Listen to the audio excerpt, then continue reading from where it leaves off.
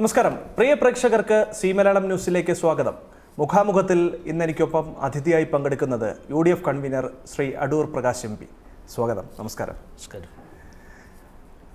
ആസന്നമായിരിക്കുന്ന നിയമസഭാ തെരഞ്ഞെടുപ്പിലാണ് നമ്മൾ ഈ വർത്തമാനം നടത്തുന്നത്. കോന്നിയിൽ എന്ത് സംഭവിച്ചു കഴിഞ്ഞാലും അങ്ങേക്ക് ഉത്തരവാദിത്തം ഉണ്ടാകില്ല എന്ന തരത്തിലേക്കുള്ള വാർത്തകളായിരുന്നു ഒരാഴ്ച മുമ്പ് പ്രചരിച്ചിരുന്നത്. യഥാർത്ഥത്തിൽ അങ്ങനെ ഒരു വാർത്ത ഉണ്ടായോ? അത് മുൻകാലങ്ങളിൽ അവിടെ മത്സരിച്ച ചില സ്ഥാനാർത്ഥികളിൽ നിന്നുള്ള ഒരു ദുരനുഭവം മനസ്സിൽ ഉണ്ടായിരുന്നു. ആ ദുരനുഭവം മനസ്സിലുണ്ടായിരുന്നതുകൊണ്ട് അങ്ങനെ ഒരു പ്രതികരണം നടത്തിയെന്ന് മാത്രമേ ഉള്ളൂ. പക്ഷേ ഈ തെരഞ്ഞെടുപ്പിൽ ഞങ്ങളെ സംബന്ധിച്ചിടത്തോളം ആ നിയോജകമണ്ഡലം ഉൾപ്പെടെ കേരളത്തിൽ 100-ലധികം സീറ്റുകളുമായി ഞങ്ങൾ അധികാരത്തിൽ വരും എന്ന് പൂർണ്ണമായി വിശ്വസിക്കുന്ന ഒരാളാണ് ഞാൻ. മുതിർന്ന നേതാവ് കെ സുധാകരൻ്റെ ഭാഗത്തു നിന്നുണ്ടായ ചില പരാമർശങ്ങൾ, ചില നീക്കങ്ങൾ പാർട്ടിയെ 2-3 ദിവസത്തോളം മുൾമുനയിൽ നിർത്തുന്ന ഒരു സാഹചര്യത്തിലേക്ക് എത്തുകയും ചെയ്തിരുന്നു. നേരത്തെ തന്നെ MP മാർ മത്സരിക്കേണ്ടതില്ല എന്നുള്ളൊരു തീരുമാനം ഹൈക്കമാൻഡ് എടുത്തിരുന്നതല്ലേ? അങ്ങനെ കെ സുധാകരന് മാത്രം ഇളവ് നൽകുകയാണെങ്കിൽ അങ്ങടക്കമുള്ള MP മാർക്ക് മത്സരിക്കാനുള്ളൊരു വാതിൽ കൂടി അവിടെ അടയുകയും ചെയ്യുമായിരുന്നു. സത്യത്തിൽ സംഭവിച്ചത് എന്താണ്? അങ്ങനെ സുധാകരന് മത്സരിക്കുക എന്നുള്ള പ്രത്യേക സാഹചര്യങ്ങളൊന്നും ഉണ്ടായിരുന്നില്ല. MP മാർ മത്സരിക്കേണ്ടതില്ല. കാരണം MP മാർ മത്സരിക്കാതെ മാറി നിൽക്കുകയും പുതിയ ആളുകൾ വരട്ടെ എന്നുള്ള ഒരു തീരുമാനം ഓൾ ഇന്ത്യ കോൺഗ്രസ് കമ്മിറ്റി എടുത്തു. ആ തീരുമാനം ഞാനടക്കം സുധാകരനടക്കം എല്ലാവർക്കും ബാധകമാണ്. അപ്പോൾ സുധാകരനെ സംബന്ധിച്ചിടത്തോളം സുധാകരന് അവിടെ മത്സരിച്ചാൽ കൊള്ളാമെന്ന് ആഗ്രഹം പ്രകടിപ്പിച്ചു എന്നുള്ളത് സത്യാവസ്ഥയാണ്. പക്ഷേ ആഗ്രഹം നടപ്പാകില്ല എന്ന് അദ്ദേഹത്തിനും ബോധ്യമുണ്ടായിരുന്നു. അത് കാരണം ഓൾ ഇന്ത്യ കോൺഗ്രസ് കമ്മിറ്റിയാണ് ഇതിനെല്ലാം ഒരു അവസാന ഘട്ടത്തിൽ തീരുമാനം കൈക്കൊള്ളുന്നത്. ആ അവസാന ഘട്ടത്തിൽ തീരുമാനം കൈക്കൊണ്ട് കഴിയുമ്പോൾ അതിൽ ഒരു തീരുമാനത്തിൻ്റെ ഭാഗത്തേക്ക് വരുമ്പോൾ ഓൾ ഇന്ത്യ കോൺഗ്രസ് കമ്മിറ്റി എടുത്തതുമായി ബന്ധപ്പെട്ടുകൊണ്ട് അതിന് അനുയോജ്യമായി നിൽക്കുക എന്നുള്ളതാണ്. പക്ഷേ എന്നാൽ സംഭവിച്ചത് ഹൈക്കമാൻഡിനെ പോലും എതിർക്കുന്ന തരത്തിൽ തനിക്ക് മത്സരിക്കണം, തനിക്ക് സീറ്റ് ലഭിച്ചില്ലെങ്കിൽ താൻ RSSലേക്ക് BJPയിലേക്കൊക്കെ തന്നെ പോകുമെന്നുള്ള തരത്തിലേക്കുള്ള വാർത്തകളൊക്കെ വന്നിരുന്നു. അതൊക്കെ തെറ്റായ ഒരു വാർത്തയാണ്. മാധ്യമങ്ങളിൽ വന്ന വാർത്തകൾ എന്ന് പറയുന്നത് ചമച്ച് കെട്ടി ഉണ്ടാക്കിയ വാർത്തകളാണ്. ശ്രീ സുധാകരനെ സംബന്ധിച്ചിടത്തോളം സുധാകരൻ്റെ ഭാഗത്തു നിന്ന് നിങ്ങൾ ഈ പറയുന്ന തരത്തിലുള്ള ഒരു പ്രതികരണവും ഉണ്ടായിട്ടില്ല.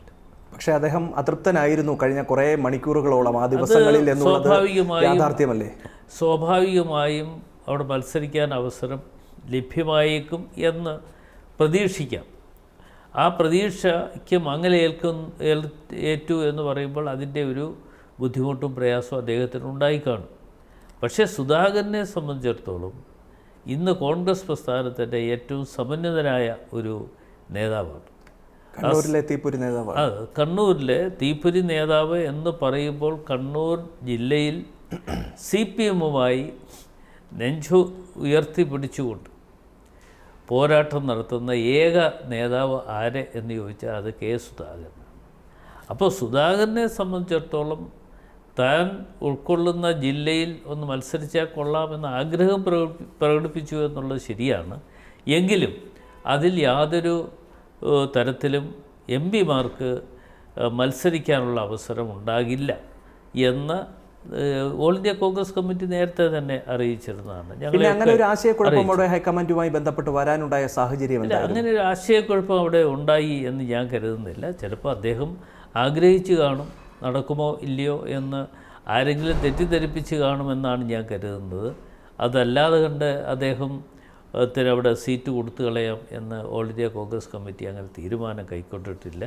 തീരുമാനം എടുക്കുന്നു എങ്കിൽ എന്ന് മാത്രമേ അദ്ദേഹം പറഞ്ഞിട്ടുള്ളൂ. അല്ലാതെ അദ്ദേഹത്തിന് ആ സീറ്റ് കിട്ടിയേ ഒക്കത്തുള്ളൂ എന്നൊന്നും അദ്ദേഹം പറഞ്ഞില്ല. പക്ഷേ മാധ്യമങ്ങൾ അത് ആഘോഷിച്ചു. മാധ്യമങ്ങൾ അത് ആഘോഷിച്ചുകൊണ്ട് സുധാകരൻ ഇതാ പാർട്ടി വിടാൻ പോകും. പക്ഷേ പൂർണ്ണമായും മാധ്യമങ്ങളെ കുറ്റപ്പെടുത്തുമ്പോൾ പോലും നടന്നത് യാഥാർത്ഥ്യമാണ് എന്നുള്ള കാര്യം പൊതുജനം കണ്ടുകൊണ്ടിരിക്കുകയല്ലേ? അല്ല, അത് യാഥാർത്ഥ്യമാണ് എന്ന് പറയുന്ന യാതൊരു കാര്യവുമില്ല. കാരണം എന്താണെന്ന് ചോദിച്ചാൽ പൊതുജനങ്ങൾ കാണുന്നു, നിങ്ങൾ പറയുന്ന കാര്യങ്ങളാണ് പൊതുജനങ്ങൾ കേൾക്കുന്നത്.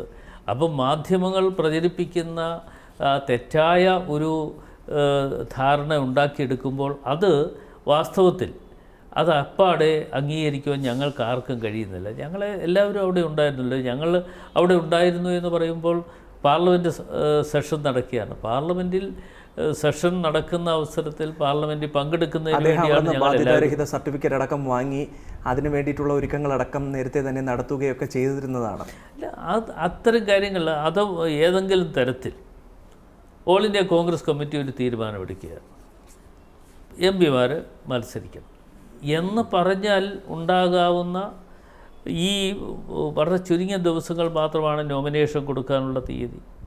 അപ്പോൾ ആ ഡ്യൂസുകൾ എന്തെങ്കിലും ഉണ്ടോ എന്ന് എടുത്തത് തെറ്റാണ് എന്ന് ഞാൻ പറയുന്നില്ല. കാരണം ഞാനും ആ ഡ്യൂസുകൾ എന്തൊക്കെയെന്ന് ഇപ്പം ഞങ്ങൾ പിന്നെ ഒരേ ഫ്ലാറ്റിൽ താമസിക്കുന്ന ആളുകളാണ്. എന്ന് വെച്ചാൽ ചിലപ്പോൾ എൻ്റെ വണ്ടി ഞാൻ ഉപയോഗിക്കുന്ന വണ്ടിക്ക് എന്തെങ്കിലും തകരാറ്, അതല്ലെങ്കിൽ ഡ്രൈവർ വന്നില്ല, അപ്പോൾ എന്താ ചെയ്യുന്നത്? കേരള ഹൗസിൽ വിളിച്ച് പറഞ്ഞ് അവിടുന്ന് വണ്ടി അയക്കാൻ പറയും. അപ്പോൾ സ്വാഭാവികമായി അങ്ങനെ വരുമ്പോൾ ആ വരുന്ന വണ്ടിക്ക് ഞങ്ങൾ ചാർജ് കൊടുക്കണം. അന്നേരമല്ല, പിന്നീടാണ് ചാർജ് കൊടുക്കുന്നത്. അത്തരം കാര്യങ്ങൾ നോക്കി കാര്യങ്ങളിലേക്ക് ഞങ്ങൾ പോയില്ല എങ്കിൽ സ്വാഭാവികമായും ഓൾ ഇന്ത്യ കോൺഗ്രസ് കമ്മിറ്റി ഒരു തീരുമാനം പുനർചിന്തനം നടത്തുന്നു എന്നിരിക്കട്ടെ എന്ന് ഞാൻ പറയുമ്പോൾ അങ്ങനെ ഒരു പുനർചിന്തനം വന്നാൽ ഏറ്റവും അവസാനം ഞങ്ങൾ ബുദ്ധിമുട്ടും. അതുകൊണ്ടാണ് ശ്രീ സുധാകരനടക്കം ഞങ്ങളൊക്കെ ഈ കാര്യങ്ങൾ അവിടെ ക്രമീകരണങ്ങൾ ഉണ്ടാക്കി. അതിൻ്റെ പൈസ അടയ്ക്കാനുണ്ട്, ഞാനും കുറേ പൈസ അടയ്ക്കാനുണ്ടായിരുന്നു. പിന്നെ വണ്ടി ഓടിയ ഇതിൻ്റെ അടിസ്ഥാനത്തിൽ എനിക്കും കുറേ പൈസ അടയ്ക്കാറുണ്ട്. ഞാൻ പൈസ അടയ്ക്കാം. ഈ സ്ഥാനാർത്ഥി നിർണയം സമയബന്ധിതമായി പൂർത്തിയാക്കുമെന്നുള്ളതായിരുന്നു നേരത്തെ പ്രതിപക്ഷ നേതാവ് പറഞ്ഞിരുന്നത്. അദ്ദേഹത്തിൻ്റെ പുതുയുഗ യാത്ര തുടങ്ങുന്ന സമയത്ത് ആദ്യഘട്ടത്തിലുള്ള സ്ഥാനാർത്ഥി പട്ടിക പുറത്തു വരുമെന്ന് പറഞ്ഞു. പിന്നീട് 48-50 മണിക്കൂറുകളെടുത്താണ് സ്ഥാനാർത്ഥി പട്ടിക പൂർത്തീകരിക്കാൻ കഴിഞ്ഞത്. അപ്പോൾ സ്ഥാനാർത്ഥി പട്ടികയിൽ തന്നെ ഇങ്ങനെ ഒരു അടിയും പിടിയും ഒക്കെ തന്നെയും ഉണ്ടായത് അതൊരു നല്ല സൂചനയല്ലല്ലോ? അല്ല, അത് നിങ്ങൾ UDF-നെ സംബന്ധിച്ചുള്ളതാണ് ഈ പറയുന്നത്. ഇതേ കാര്യങ്ങൾ നിങ്ങൾ എന്തുകൊണ്ട് LDF-ൽ ഉള്ള തർക്കങ്ങൾ അവിടുത്തെ എല്ലാം തീർന്നോ? ഇന്നിപ്പോൾ നോമിനേഷൻ കൊടുത്ത് കഴിയുമ്പോൾ അറിയാം എവിടെയൊക്കെ തീർന്നിട്ടുണ്ടെന്ന്. തലേ ദിവസം മാറ്റുന്നു NDA-യിൽ. പക്ഷേ ഒരു കാര്യത്തിൽ UDF-ന് കൃത്യമായി തന്നെ അവകാശപ്പെടാവുന്ന കാര്യമാണ്, സമയബന്ധിതമായി പിന്നീട് അതിനുശേഷം ഈ തെരഞ്ഞെടുപ്പിൻ്റെ ഫസ്റ്റ് ലാപ്പിന് മുമ്പായി പ്രഖ്യാപിച്ചു എന്നുള്ള കാര്യം. പക്ഷേ CPM ആദ്യഘട്ടത്തിൽ ഏതാണ്ട് 75 സ്ഥാനാർത്ഥികൾ ഉൾപ്പെടെ പ്രഖ്യാപിച്ചു. പിന്നീടാണ് സ്വതന്ത്രരുടെ പട്ടിക വന്നപ്പോഴും പിന്നീട് അങ്ങോട്ടും ഇങ്ങോട്ടും ചില മണ്ഡലങ്ങളിൽ ഒരു മാറ്റമൊക്കെ ഉണ്ടായത്. അല്ല, ഒരു കാര്യം ഞാൻ പറയാം. CPM-നെ സംബന്ധിച്ചിടത്തോളം CPM-ന് തീരുമാനമെടുക്കേണ്ടതിന് വേറെ എങ്ങും പോകണ്ടല്ലോ. ഇപ്പോൾ കേരളത്തിൽ തീരുമാനമെടുക്കേണ്ടതിന് ഇവിടെ ഇരുന്ന് തീരുമാനമെടുത്താൽ മതി. കേരളത്തിൽ മാത്രമുള്ളൊരു രാഷ്ട്രീയ പ്രസ്ഥാനമായി CPM മാറിയിരിക്കും. മറ്റൊരു സംസ്ഥാനത്തും ഇത്തരത്തിൽ ഭരണമോ അല്ലെങ്കിൽ ഇത്തരത്തിലുള്ള പ്രവർത്തനമോ നടത്താൻ കഴിയാത്ത ഒരു സാഹചര്യം CPM-നുണ്ട്. കോൺഗ്രസ് എന്ന് പറയുന്നത് ഒരു അഖിലേന്ത്യാ തലത്തിലുള്ള രാഷ്ട്രീയ പ്രസ്ഥാനമാണ്.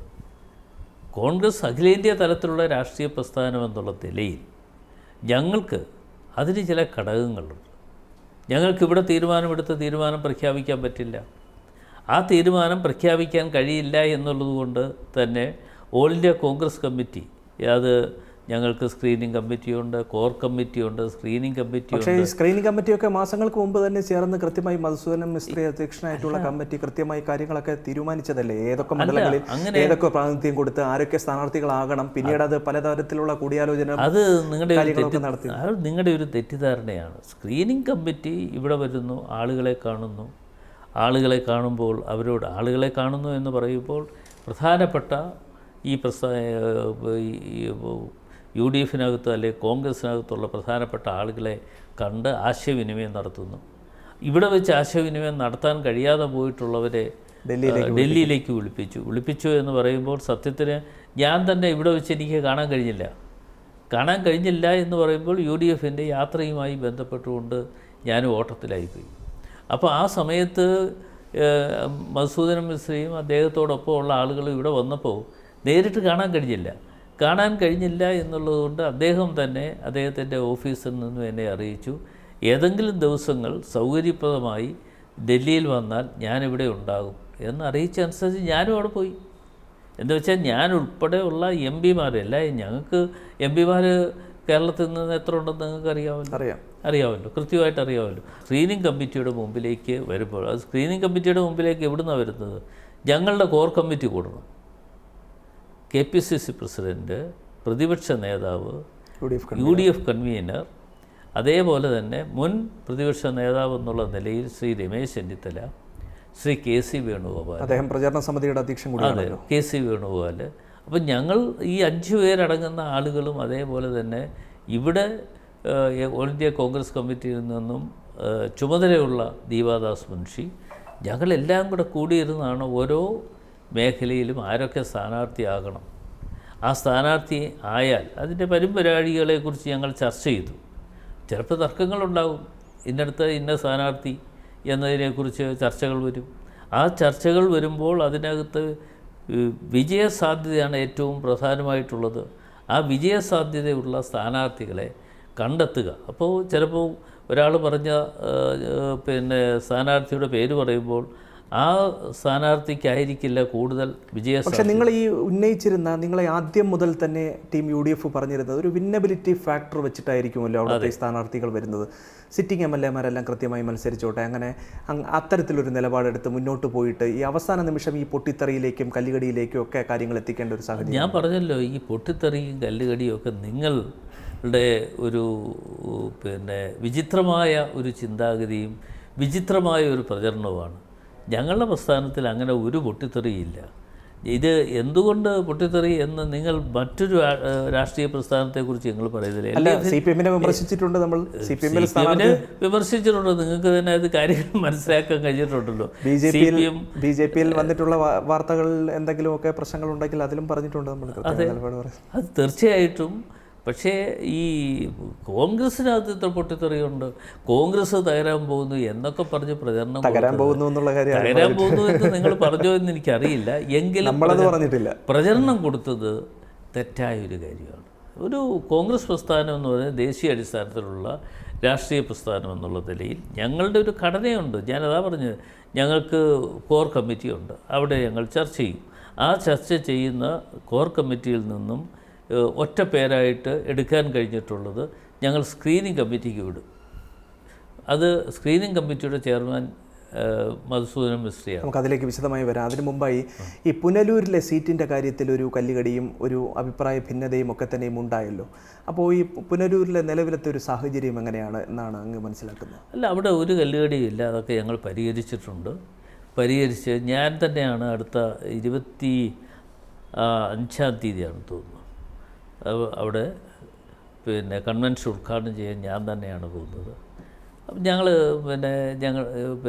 അവിടെ കോൺഗ്രസ്സുകാർക്ക് എല്ലാ അഭിപ്രായ ഭിന്നത ഉണ്ടായിരുന്നു.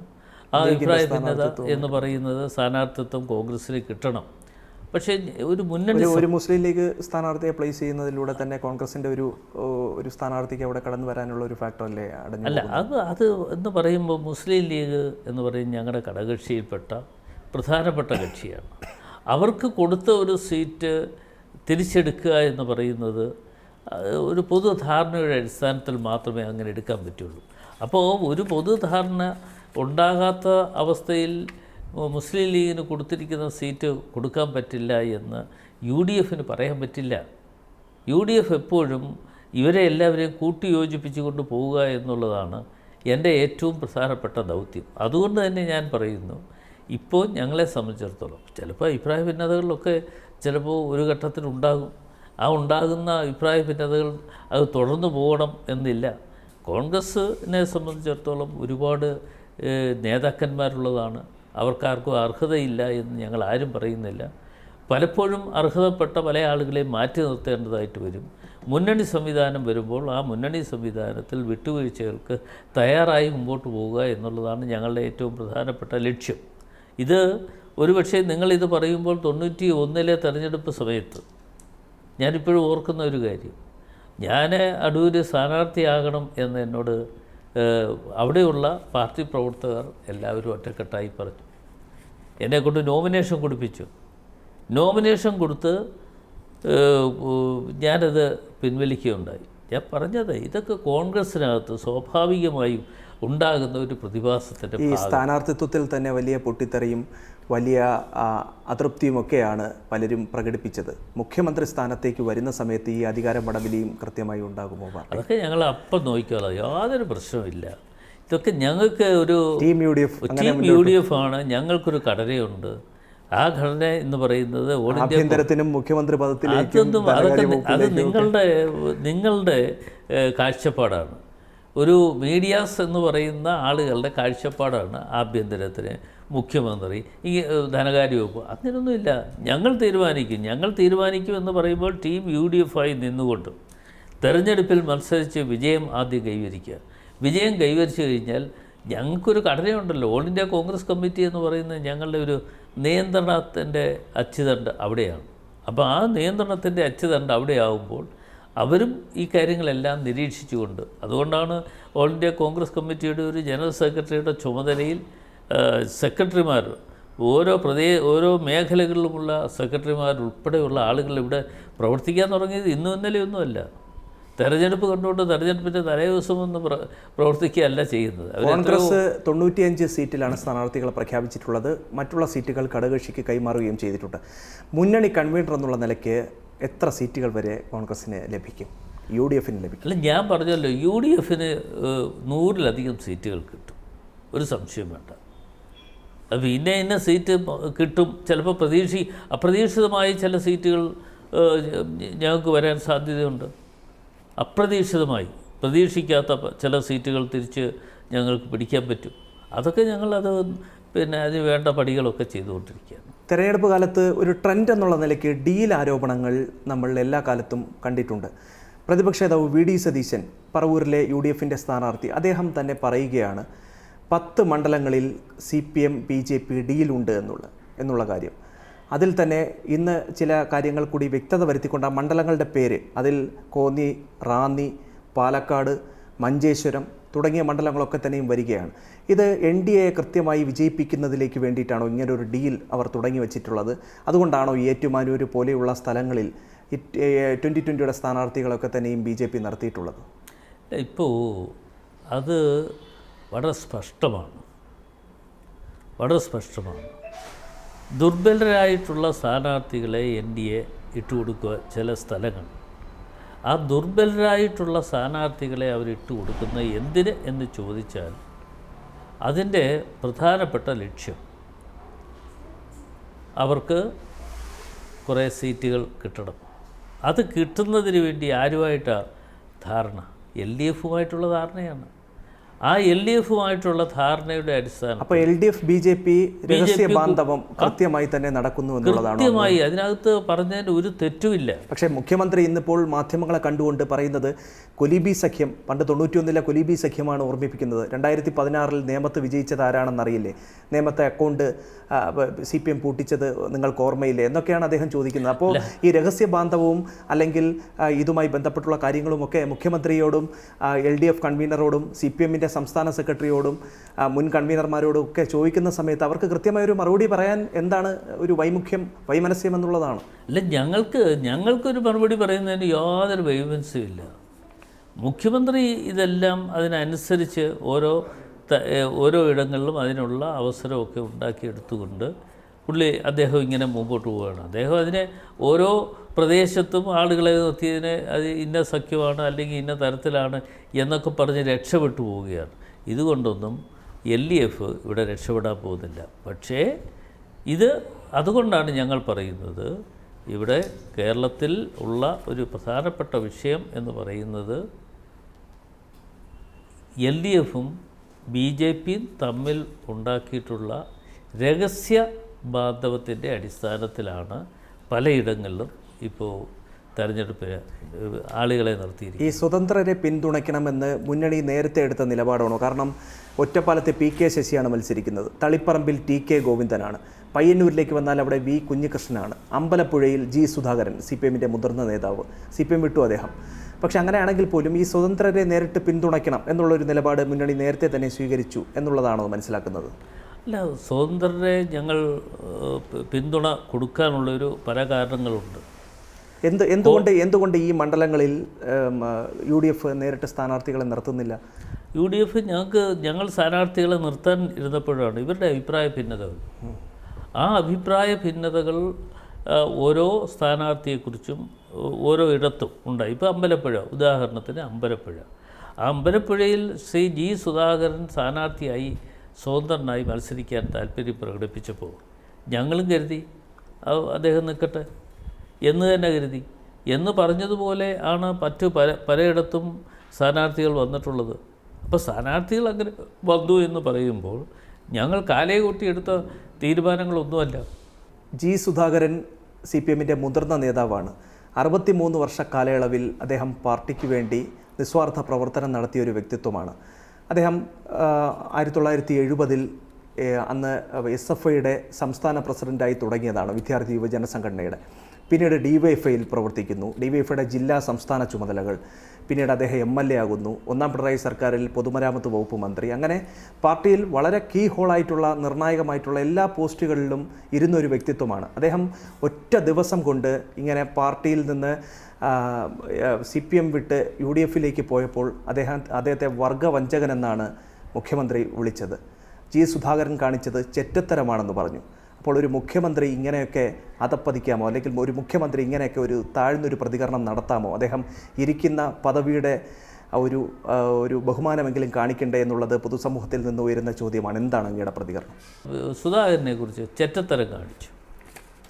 ചെറ്റക്കുടിലിൽ നിന്ന് ഉയർന്നു വന്നിട്ടുള്ള ഒരാളിനെ കുറിച്ച്, അല്ലെങ്കിൽ ആരും ആയിക്കോട്ടെ, സുധാകരൻ എന്നുള്ളതല്ല, ആരും ആയിക്കോട്ടെ, എല്ലാവരും എല്ലാ അർത്ഥത്തിലും ജീവിത സാഹചര്യങ്ങൾ ഉള്ളവർ മാത്രമല്ലല്ലോ ഒരു പ്രസ്ഥാനത്തെ പ്രവർത്തിക്കുന്നത്. അല്ലാതെ എത്രയോ ആളുകൾ ഈ പ്രസ്ഥാനത്തിലേക്ക് കടന്നു വരും. അത് കമ്മ്യൂണിസ്റ്റ് പ്രസ്ഥാനമായാലും കോൺഗ്രസ് പ്രസ്ഥാനമായാലും എല്ലാ ഇടങ്ങളിലും അങ്ങനെ വരാറുണ്ട്.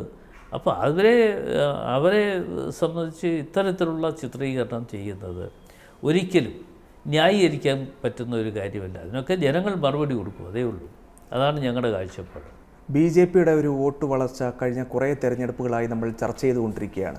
അത് നിയമസഭാ തെരഞ്ഞെടുപ്പുകളാണെങ്കിലും അതിനുശേഷം നടന്ന ഉപതെരഞ്ഞെടുപ്പുകളാണെങ്കിലും വളരെ പ്രധാനപ്പെട്ട മണ്ഡലങ്ങളിൽ പോലും BJP ഓരോ തെരഞ്ഞെടുപ്പുകൾ കഴിയുമ്പോഴും അവരുടെ സ്റ്റാൻഡ് കൃത്യമായി പ്ലേസ് ചെയ്തുകൊണ്ടിരിക്കുകയാണ്. BJP ഒരു വലിയ വെല്ലുവിളിയായി കോൺഗ്രസിന് മാറുന്നൊരു സാഹചര്യം നിലവിലുണ്ടോ? കേരളത്തെ സംബന്ധിച്ചിടത്തോളം കേരളത്തിലുള്ളത് ഞങ്ങൾ കാണുന്നത് എപ്പോഴും UDFും LDFും തമ്മിലുള്ള ഒരു പോരാട്ടമാണ് ഇവിടെ നടക്കാറുള്ളത്. BJP ചിത്രത്തിലേക്കേ ഇല്ല. BJP യഥാർത്ഥത്തിൽ ചിത്രത്തിൽ ഇല്ല. പക്ഷേ BJPയുടെ B ടീമായി കോൺഗ്രസ് പ്രവർത്തിക്കുന്നു എന്നുള്ളതാണ് മുഖ്യമന്ത്രിയുടെ ആരോപണം. അത് LDFിൻ്റെ B ടീമായി BJP പ്രവർത്തിക്കുന്നു എന്നുള്ളതിൻ്റെ ഏറ്റവും വ്യക്തമായ തെളിവാണ് ഈ കഴിഞ്ഞ ഇപ്പോൾ രണ്ടാം പിണറായി മന്ത്രിസഭ ഉണ്ടാക്കാനുള്ള കാരണം LDFിന് വേണ്ടി BJPയുടെ നേതൃത്വത്തിലുള്ള വോട്ട് കച്ചവടമാണ് ഉണ്ടായിട്ടുള്ളത്. അത് ഓരോ സ്ഥലത്തെക്കുറിച്ചും എടുത്ത് ഓരോന്നോരോന്നായി നമ്മൾ വിശകലനം ചെയ്യുമ്പോൾ നേരത്തെ മത്സരിച്ചപ്പോൾ 10,000 വോട്ട് അല്ലെങ്കിൽ 20,000 30,000 വോട്ട് കിട്ടിയ സ്ഥലത്ത് ആ വോട്ട് നേരെ തിരിച്ച് ഈ രണ്ടാം പിണറായി മന്ത്രിസഭ വരുന്നതിന് മുമ്പുള്ള തെരഞ്ഞെടുപ്പ്, അതായത് 2021 തെരഞ്ഞെടുപ്പിൽ എടുത്ത് പരിശോധിച്ചാൽ നമുക്ക് കാണാൻ കഴിയുന്നത് വളരെ വ്യക്തമാണ്. ഇന്ന സ്ഥലത്ത് ഇത് കൂട്ടുകച്ചവടം നടന്നിട്ടുണ്ട് എന്ന് വളരെ വ്യക്തമാണ്. അങ്ങനെ പലയിടങ്ങളിലും അത് സാധൂകരിക്കുന്ന വിധത്തിലുള്ള ഒരു ഡീൽ ആരോപണമാണ് പ്രതിപക്ഷ നേതാവ് ഉന്നയിച്ചത് എന്നുള്ളതാണ് മനസ്സിലാക്കുന്നത്. അത് തന്നെ അത്തരം കാര്യങ്ങളെല്ലാം ഞങ്ങൾ വിശകലനം ചെയ്യുന്ന കാര്യമാണ്. അപ്പോൾ ആ വിശകലനം ചെയ്യുന്ന കാര്യം എന്നുള്ള നിലയിൽ തന്നെയാണ് പ്രതിപക്ഷ നേതാവ് കാര്യങ്ങൾ പറഞ്ഞത്. അതുകൊണ്ടാണ് ഒരു ദുർബല സ്ഥാനാർത്ഥികളൊക്കെ ചില മണ്ഡലങ്ങളിൽ പലയിടങ്ങളിലും ഇപ്പോൾ ഞങ്ങളുടെ തന്നെ എവിടെയെങ്കിലും സ്ഥാനാർത്ഥിത്വം ആഗ്രഹിച്ച ചില ആളുകൾ, അപ്പോൾ അവർക്ക് പല കാരണങ്ങൾ കൊണ്ട് ആ സ്ഥാനാർത്ഥിത്വം കൊടുക്കാൻ കഴിഞ്ഞില്ലെങ്കിൽ ഇപ്പോൾ ഓടിച്ചിട്ട് പിടിച്ച് സ്ഥാനാർത്ഥിയാക്കി അവിടെ NDAയുടെ സ്ഥാനാർത്ഥിയാകുന്നത്, അല്ലെ 2020 സാബു എം ജേക്കബിന്റെ എറണാകുളത്തെ കിഴക്കൻ മേഖല കേന്ദ്രീകരിച്ചാണ് അവരുടെ പ്രവർത്തനം. 2020യുടെ സ്ഥാനാർത്ഥിയാകുന്നു. ഇങ്ങനെ കേരളത്തിൽ ഉടനീളം എടുത്ത് പരിശോധിച്ചാൽ എത്രയോ ആളുകളുണ്ട്. അപ്പോൾ അവർക്കൊക്കെ സാമ്പത്തിക സ്രോതസ്സ് അല്ലെങ്കിൽ സമ്പത്ത് കൊടുക്കുക എന്ന് പറയുമ്പോൾ ചില ആളുകൾ ആ സമ്പത്തിനകത്ത് അടിമപ്പെട്ടു പോകുന്നു. അതാണ് എൻ്റെ യാഥാർത്ഥ്യം, സത്യാവസ്ഥ അതാണ്. ഈ കോൺഗ്രസിൻ്റെ സ്ഥാനാർത്ഥിത്വവുമായി ബന്ധപ്പെട്ടുള്ള കാര്യങ്ങളിൽ മതസാമുദായിക സംഘടനകളുടെ ഇടപെടലുകളൊന്നും ഉണ്ടായില്ല എന്ന് തീർത്തും പറയാൻ കഴിയുമോ? കാരണം അങ്ങയ്ക്ക് വേണ്ടി പോലും ഒരു സമുദായ സംഘടനയുടെ ടീം തന്നെ വാദിക്കുന്നൊരു സാഹചര്യം ഉണ്ടായി. അപ്പോൾ അത്തരത്തിലുള്ള സാമുദായിക സംഘടനകൾക്ക് കീഴ്പ്പെട്ടുകൊണ്ട് കോൺഗ്രസ് ഒരു തീരുമാനം എടുത്തിട്ടില്ല എന്ന് ദൃഢനിശ്ചയമായി തന്നെ. എൻ്റെ കാര്യം എടുത്താൽ തന്നെ പോരെ, എന്തിനാണ് കൂടുതലെടുക്കുന്നത്? എൻ്റെ കാര്യം തന്നെ പരിശോധിച്ച് നോക്കിയാൽ അങ്ങനെ ഒരു സമ്മർദ്ദ തന്ത്രത്തിൽ കോൺഗ്രസ് വീണിട്ടില്ല എന്ന് നിങ്ങൾക്ക് കൃത്യമായി മനസ്സിലാക്കാൻ പറ്റില്ലേ? അപ്പോൾ തീർച്ചയായിട്ടും ഞങ്ങളെ സംബന്ധിച്ചിടത്തോളം വിവിധ മേഖലകൾ, വിവിധ മത ജാതി സംഘടനയിൽപ്പെട്ട ആളുകളുടെ അഭിപ്രായം ഞങ്ങൾ തേടാറുണ്ട്. അഭിപ്രായം തേടുക എന്ന് പറയുമ്പോൾ ആ അഭിപ്രായത്തിനനുസരിച്ച് അവർ പറയുന്ന ആളുകളെ സ്ഥാനാർത്ഥിയാക്കണമെന്നില്ല. അപ്പോൾ സ്ഥാനാർത്ഥിയാക്കുക എന്ന് പറയുമ്പോൾ കോൺഗ്രസിൻ്റെ പാരമ്പര്യമനുസരിച്ച് പ്രവർത്തിച്ചിട്ടുള്ളവരും അത് പ്രവർത്തിച്ച ആളുകൾ എന്നുള്ള നിലയിൽ വിജയസാധ്യത ഞങ്ങൾ നോക്കും. ഇതെല്ലാം വെച്ചുകൊണ്ട് ഞങ്ങൾ സ്ഥാനാർത്ഥിത്വം കൊടുക്കുകയുള്ളൂ. അപ്പോൾ ഇപ്പോൾ തന്നെ മനസ്സിലായല്ലോ, എൻ്റെ കാര്യം തന്നെ നിങ്ങൾ പരിശോധിച്ച് നിങ്ങൾ ഈ ചോദ്യം ചോദിച്ചു എന്നുള്ളതുകൊണ്ട് ഞാൻ പറയുകയാണ്, അതിൽ അടിമപ്പെട്ടിട്ടില്ല കോൺഗ്രസ്. പക്ഷേ അവസാന നിമിഷം വരെയും അങ്ങയുടെ പേരൊക്കെ അവിടെ ഉയർന്നു കേട്ടതല്ല. അത് ഞാൻ ഒരു കാര്യം പറയാം, മാധ്യമങ്ങൾ അല്ലെങ്കിൽ മീഡിയാസിൽ. പക്ഷേ അങ്ങനെയാണെങ്കിൽ നമുക്ക് വേറൊരു കാര്യം കൂടി ആലോചിക്കേണ്ടി വരും. ഇക്കഴിഞ്ഞ തദ്ദേശ തെരഞ്ഞെടുപ്പിൽ കൊച്ചി മേയർ സ്ഥാനാർത്ഥിയായി വിജയിച്ച VK മിനിമോൾ അവർ പരസ്യമായി തന്നെ പറഞ്ഞിട്ടുള്ളതാണ് ലത്തീൻ അതിരൂപതയുടെ പിന്തുണ അവർക്ക് ലഭിച്ചു എന്നുള്ള കാര്യം. അതിനെ നമുക്ക് നിഷേധിക്കാൻ കഴിയുമോ? അല്ല, അത് പറയുമ്പോൾ ഞാൻ ഒരു കാര്യം പറയാം. അതിരൂപതയുടെ പിന്തുണ കിട്ടിയിട്ടുണ്ട് എന്നാണ് അവർ പറഞ്ഞത്. എന്ന് വെച്ചാൽ അതിരൂപതയുടെ പിന്തുണ കിട്ടി എന്നുള്ളത് കൊണ്ടാണ് മേയറായതെന്നല്ല പറഞ്ഞത്. അതെ, തീർച്ചയായും അത് ശ്രദ്ധിക്കണം. ആ അതിരൂപതയുടെ പിന്തുണ കിട്ടിയതുകൊണ്ട് എനിക്ക് കൂടുതൽ ഭൂരിപക്ഷം ഉണ്ടാക്കിയെടുക്കാൻ കഴിഞ്ഞു എന്നവർ പറഞ്ഞു എങ്കിൽ, അതല്ലാതെ ഈ അവർ മാത്രമാണ് എന്നെ സ്ഥാനാർത്ഥിയാക്കിയെന്നോ എന്നെ വിജയിപ്പിച്ചതെന്നോ അല്ല അവർ പറഞ്ഞിട്ടുണ്ട്. ഇപ്പോൾ പിന്തുണ ഒരാൾ തന്നിട്ട് ആ പിന്തുണ തന്ന ആളിനെ കുറിച്ച് ആൾ ചോദിക്കുന്നുണ്ട്, എനിക്കങ്ങനെയൊന്നും കിട്ടിയിട്ടില്ല, ഞാനതൊന്നും അത് ചോദിച്ചിട്ടുമില്ല. അതൊന്നും പറയുന്നത് ഒരു മാന്യമായ ഒരു കാര്യമല്ല. അത് നമുക്ക് നോക്കിയാൽ തന്നെ മനസ്സിലാക്കാൻ പറ്റുന്ന കാര്യം. ഈ പെരുമ്പാവൂരിൻ്റെ കാര്യത്തിൽ യഥാർത്ഥത്തിൽ സംഭവിച്ചത് എന്താണ്? എൽദോസ് കുന്നപ്പള്ളിക്ക് അവസാന നിമിഷം വരെയും സീറ്റ് കിട്ടുമെന്നുള്ള വലിയ ആഗ്രഹം അദ്ദേഹത്തിൻ്റെ മനസ്സിലുണ്ടായിരുന്നു. പിന്നീട് ഇപ്പോൾ അദ്ദേഹത്തെ എറണാകുളം DCC പ്രസിഡൻ്റൊക്കെ ആക്കാൻ വേണ്ടിയിട്ടുള്ള ചില നീക്കങ്ങൾ പാർട്ടിയിൽ നടക്കുന്നു എന്നുള്ളതാണ് മനസ്സിലാക്കുന്നത്. മനോജ് പുത്തേടനിലേക്ക് നേതൃത്വം എത്തിയത് അങ്ങനെയാണെന്നുണ്ടെങ്കിൽ അദ്ദേഹത്തിനെതിരെ ഒരു ലൈംഗിക അതിക്രമ കേസാണല്ലോ പറഞ്ഞിരുന്നത്. രാഹുൽ മാങ്കൂട്ടത്തിൻ്റെ സാഹചര്യം നമുക്കറിയാം. രാഹുൽ മാങ്കൂട്ടത്തിൻ്റെ ഇത്തവണ സീറ്റില്ല, ഉറപ്പാണ്. M വിൻസെൻറ്റിന് കോവളത്ത് സീറ്റ് നൽകി. അപ്പോൾ അങ്ങനെ ഒരു സാഹചര്യം ഉണ്ട് എന്നുണ്ടെങ്കിൽ അദ്ദേഹത്തിനും ഒരു പരിഗണന പാർട്ടി കൊടുത്തു എന്നുള്ളത് അതിൽ നിന്നൊരു പൊരുത്തക്കേട് അതിനകത്ത് കാണുന്നില്ല. ഇല്ല, അതിനകത്ത് ഒരു പൊരുത്തക്കേടുമില്ല. ഓരോ ആളുകളെക്കുറിച്ചും ഉള്ള കാര്യങ്ങൾ മനസ്സിലാക്കിക്കൊണ്ട് അതിന് അവരുടെ പേരിലുള്ള കേസുകളോ വല്ലതും ഉണ്ടോ, ആ കേസുകൾ ഏത് തരത്തിലുള്ളതാണ്, അത് കേസുകൾ അത് പിൻവലിച്ചിട്ടുണ്ടോ അല്ലെങ്കിൽ അത് വെറുതെ വിട്ടിട്ടുണ്ടോ, ഇതെല്ലാം നോക്കിക്കൊണ്ടാണ് ചില തീരുമാനങ്ങൾ എടുക്കുന്നത്. ഇപ്പോൾ പെരുമ്പാവൂരിനെ സംബന്ധിച്ചിടത്തോളം ഒരു തർക്കമുണ്ടായി, ഇല്ല എന്ന് ഞാൻ പറയുന്നില്ല. പക്ഷേ ആ തർക്കം എങ്ങനെ ഉണ്ടായി എന്ന് നിങ്ങൾ തന്നെ ആവർത്തിച്ച് പറയുകയും ചെയ്തു.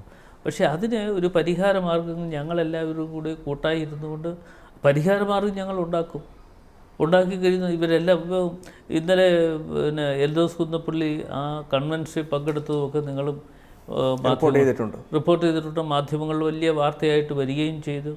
അതിനു മുമ്പ് ഞങ്ങളൊക്കെ തമ്മിൽ കണ്ടിരുന്നു. എൽദോസ് തിരുവനന്തപുരത്ത് എത്തിയിരുന്നു. അതുകൂടാതെ ഞാൻ ചിറയൻകീഴ് കൺവെൻഷൻ ഉള്ള സമയമായതുകൊണ്ട് ആറ്റിങ്ങൽ ഉണ്ട് എന്നറിഞ്ഞുകൊണ്ട് എൽദോസ് അവിടെ വന്നിരുന്നു. ഞങ്ങൾ ഒന്നിച്ചാണ് ഭക്ഷണം കഴിച്ചത്. അത് കഴിഞ്ഞ് ഞാൻ ചിറയൻകീഴിനും പോയി. എൽദോസ് ഇതൊക്കെ മാധ്യമ വാർത്തകൾ എന്നുള്ള കാര്യമാണ്, ഒരു സംശയമില്ല. മാധ്യമങ്ങൾ ഉണ്ടാക്കുന്ന എല്ലാ സൃഷ്ടിയും പക്ഷേ എല്ലാം നമുക്ക് ഈ മാധ്യമ സൃഷ്ടിയാണെന്ന് പറഞ്ഞ് മാധ്യമങ്ങളെ കുറ്റപ്പെടുത്താൻ കഴിയില്ല. അതല്ല, എങ്കിലും യാഥാർത്ഥ്യം ജനം മനസ്സിലാക്കി. എങ്കിലും സത്യസന്ധമായ വാർത്തകൾ ചമച്ചെടുക്കുന്നതാണ് മാധ്യമങ്ങളുടെ പ്രധാനപ്പെട്ട കടമ. ആ കടമ വിട്ടുകൊണ്ട് ഇപ്പോഴത്തെ പുതിയ മാധ്യമ സൃഷ്ടി എന്ന് വെച്ചാൽ ഞാൻ നിങ്ങളെ കുറ്റപ്പെടുത്തുകയല്ല, പുതിയ മാധ്യമ സൃഷ്ടികൾ വന്നിരുന്ന് എന്തും പറയുക. ഇപ്പോൾ ഏതെങ്കിലും ഒരു വാർത്ത ഇങ്ങനെ വരാൻ പോകുന്നു, അതിന് പിന്നെ കൂടുതൽ വ്യൂവേഴ്സ് കിട്ടുന്നു എന്ന് വന്നു കഴിഞ്ഞാൽ തൊട്ടടുത്ത നിമിഷം അടുത്ത ചാനലിലും വരികയാണ്, ഇത് വീണ്ടും ആവർത്തിച്ച് വരികയാണ്. അപ്പോൾ സ്വാഭാവികമായും ആരെങ്കിലും ചാനലൊന്നും പക്ഷേ കോൺഗ്രസിൽ പൂർണ്ണമായിട്ടും തർക്കങ്ങളും മുറുമുറുപ്പുകളും ഒന്നും തന്നെ നടന്നിട്ടില്ല എന്നുള്ള കാര്യം അല്ലല്ല, ഞാൻ അങ്ങനെ പറയുന്നില്ല. കോൺഗ്രസ് മുറുമുറുപ്പുണ്ടായിട്ടുണ്ട്, തർക്കങ്ങളുണ്ടായിട്ടുണ്ട്. പക്ഷേ ഞങ്ങളത് പരിഹരിച്ചാണ് പോകുന്നത്. ഞങ്ങൾക്ക് പരിഹരിക്കാനുള്ള മാർഗങ്ങളുണ്ട്, ഞങ്ങൾ പരിഹരിച്ച് തന്നെയാണ് മുമ്പോട്ട് പോകുന്നത്. ഏതായാലും ഇനി നിങ്ങളുടെ ഇലക്ഷൻ എഞ്ചിനീയറിംഗ് കറക്റ്റാണ്, പൊളിറ്റിക്കലായിട്ടുള്ള ഓരോ മുന്നോട്ട് പോക്കും അടിപൊളിയാണ്, മറ്റ് പ്രശ്നങ്ങളൊന്നും തന്നെ നേതൃത്വത്തിലില്ല എന്നുള്ള കാര്യം ഉറപ്പിച്ച് പറയും. ഒരു സംശയം വേണ്ട, അത് ഞങ്ങൾ ഒന്നിച്ച് ഒറ്റക്കെട്ടായിട്ട് മുമ്പോട്ട് പോകും ഈ തെരഞ്ഞെടുപ്പിൽ. അതുകൊണ്ടാണ് ഞങ്ങൾ ആത്മവിശ്വാസം പ്രകടിപ്പിക്കുന്നത്. മുഖ്യമന്ത്രി ആരായിരിക്കുമെന്നുള്ള കാര്യം അങ്ങ് ഇതുവരെ പറഞ്ഞില്ല. ഞങ്ങളത് പറഞ്ഞല്ലോ, അത് പറയേണ്ടതാരാ.